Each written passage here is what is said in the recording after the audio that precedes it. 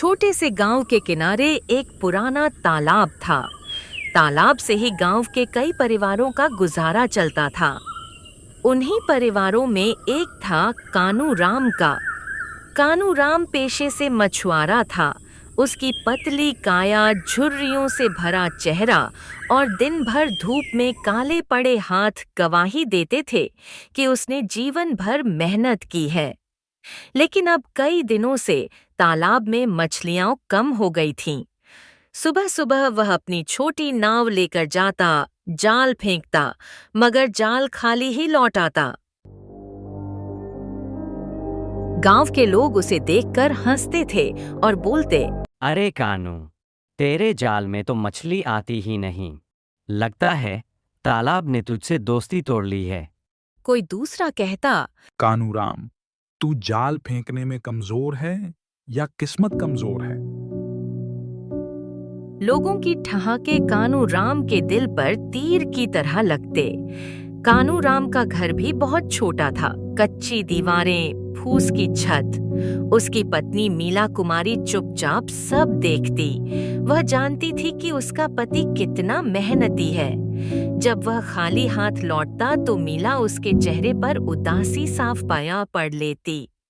बच्चे, एक बेटा और एक बेटी, अक्सर पूछते, बाबा, आज मछली क्यों नहीं लाए? हम मछली की तरकारी कब खाएंगे?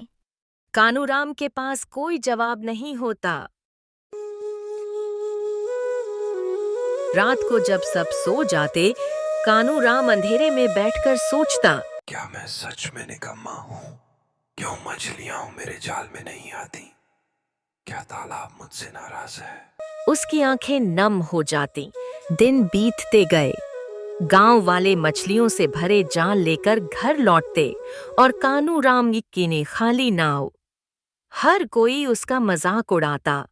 बच्चों के सामने जब लोग हंसते तब उसका दिल और टूट जाता। मीला कुमारी धीरे से उसका कंधा पकड़कर कहती, हिम्मत मत हारो कानू, एक दिन तुम्हारा जाल भी भरेगा, भगवान देख रहा है। पत्नी की बातें सुनकर कानूराम के दिल में हल्की सी उम्मीद जगती। वह अगले दिन फिर तालाब जाता। सूरज उगने से पहले ही नाव में बैठकर जाल डाल देता, मगर नतीजा वही, खाली नाव। अब तो उसके बच्चे भी चुप हो गए। वे समझ चुके थे कि बाबा के पास कहने को कुछ नहीं। एक दिन गांव के मेलों में कुछ लोग कानूराम पर हंसते हुए बोले, अरे कानू, अब छोड़ दे ये मछली पकड़ने का काम। जा खेतों में मजदूरी कर, कम से कम घर में अनाज तो आएगा।